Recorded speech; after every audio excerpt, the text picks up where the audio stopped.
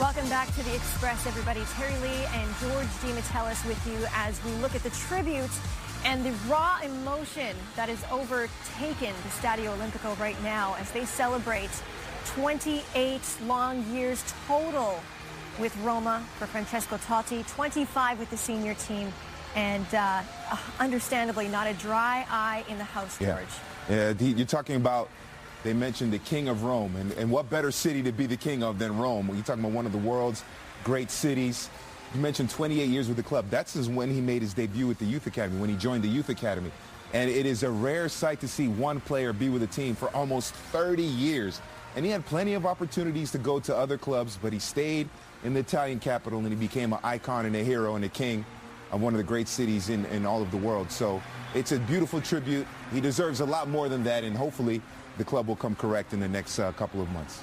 Oh, I can't imagine what is going through his head right now as he has to make this lap around the Olimpico and see all those crying fans in the stands, something that the fans are going to remember for the rest of their lives, and certainly he will as well. Yeah, for sure. And there are going to be about another 1.5 million Romans who say, yeah, I was in Stadio Olimpico when Francesco Totti made his lap around the field there. And they probably weren't, but still, they feel the emotion, they feel the connection with Francesco Totti. And it's a great sight to see. But remember, he hasn't officially retired from football. He just said he's not going to play for Roma anymore.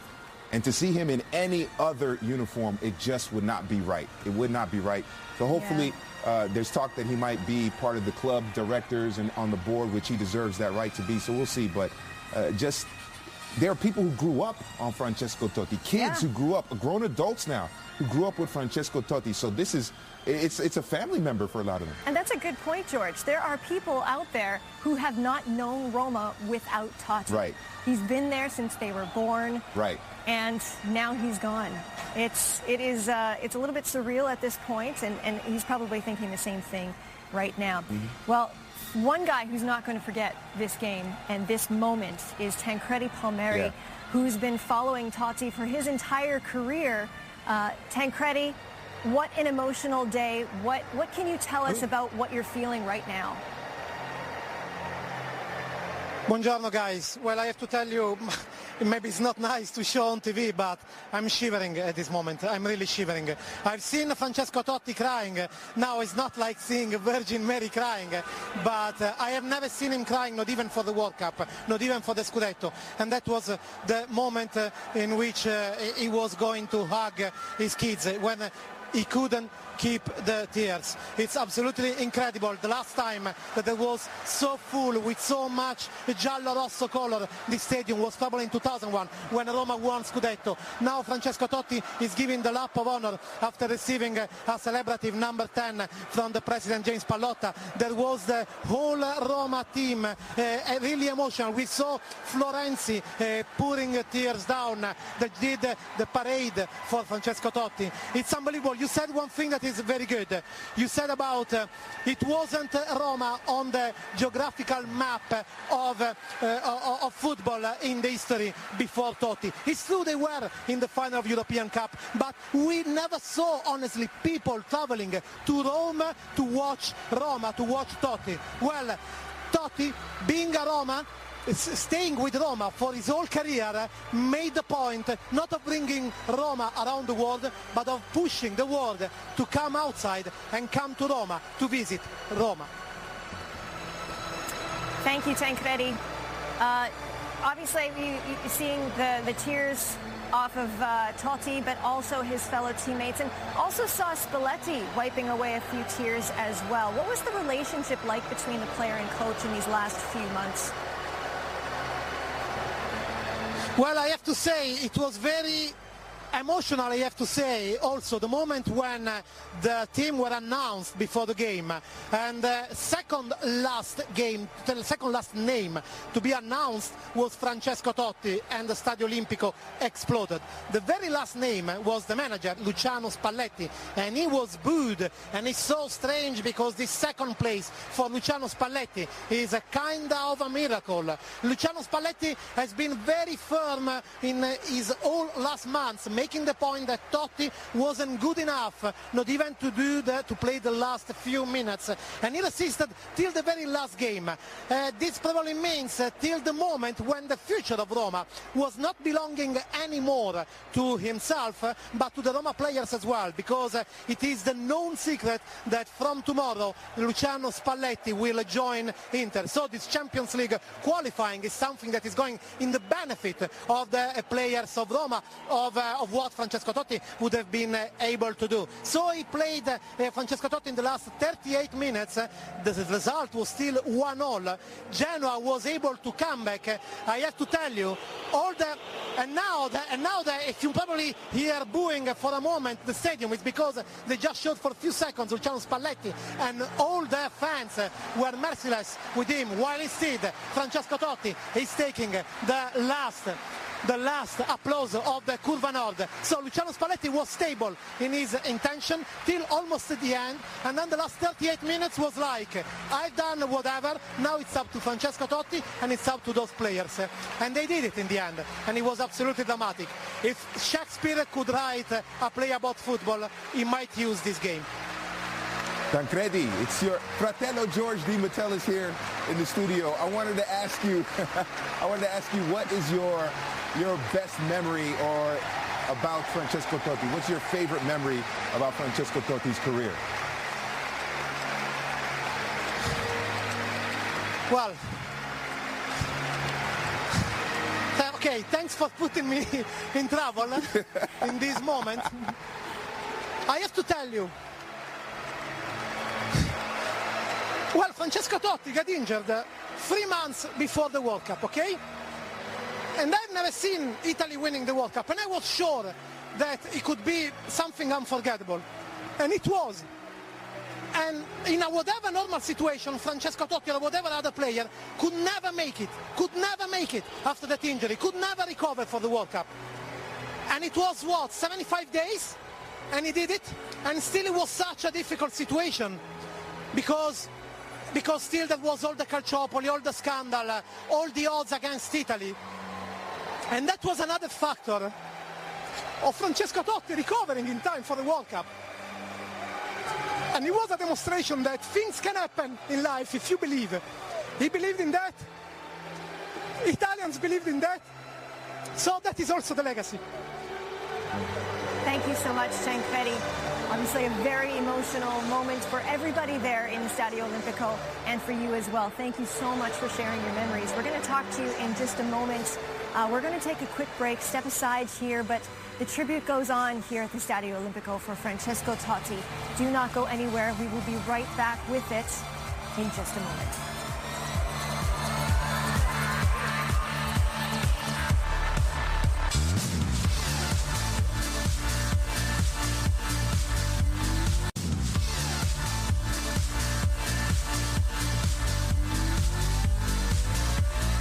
Hey everybody, welcome back this afternoon as we are putting an end to the season for the Serie A, and Roma just defeating Genoa 3-2 to solidify second place. Spalletti's last game in charge, Edin Dzeko with 29 goals, and pretty much Capo Cannonieri by the end of the day. But all of that takes a back seat to the man that we just saw here, Francesco Totti, as he's being celebrated for an incredible career with Roma, and it is so emotional for him, for everybody that's in the stands, for our Tancredi Palmieri, who's been witnessing the season and the progress that Totti's made through his career as well.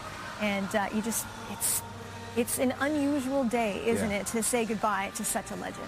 May 28, 2017. That is a huge day in the history of the Rome Football Club. Associazione Calcio, Associazione Sportiva Roma, as I try to say it correctly there. But the Giallorossi, it's a huge day for them, but also not only for Roma, but also for fans of Italian football as a whole, for that whole nation, because this is a man who won the World Cup.